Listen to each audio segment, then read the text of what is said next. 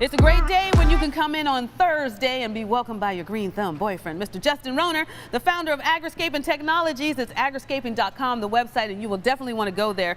The weather is heating up, Justin, and it feels so good. It feels so good. I love it. So now we're talking about the top 4 flower gardening tips for spring, and I can't believe we're already 3 months into the new year, but this is the time that you get your garden ready because you know the flowers are in bloom, and the best way to do it is to start with that soil. That's right. Soil is where all the power is for flowers. The flower power is the soil, and with all the crazy new ingredients you can add to your soil, the most important one for your flowers is bone meal.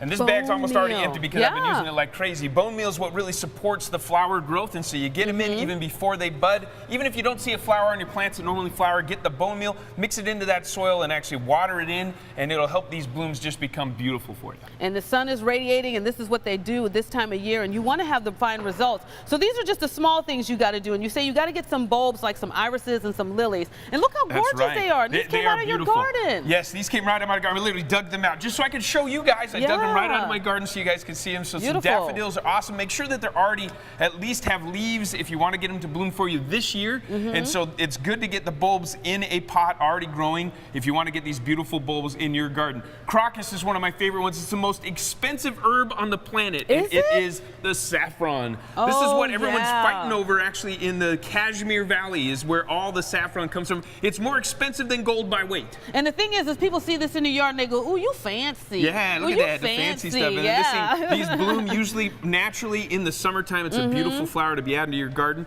The third thing is add some edible flowers into your garden. We love the edible flowers because not only do they look good, but you can go in your garden and pick these and put them on a salad. That's right. And if you get these in now, you're going to actually have a lot of great stuff growing for Easter if you want to have those beautiful Easter salads. All these things are wonderful to mix into your stuff that you're growing right now. These work well with your tomatoes. This is a great companion plant. The marigolds are amazing. So you could put this next to if you are growing tomatoes. Yeah, if you're growing tomatoes, put these right next to it. It actually helps deter that nasty moth that lays its eggs and creates that big hornworm. You get rid of those with the marigolds. It's actually awesome. It's just a, that's a nice little tip smell to add into there. And they're so vibrant in color too, so who wouldn't want to have this, right?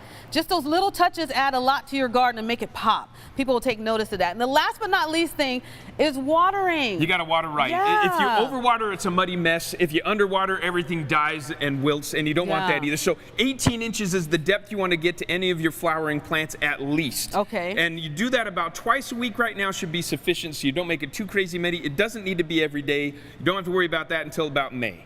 All right, so if it sounds like it's a little overwhelming, don't worry. You can always go to agriscaping.com, get the information. He also has greenthumbthursday.com where you can get information. He also teaches classes as well, and he also has his home open for tours. So much you can do to make sure that your garden pops this spring.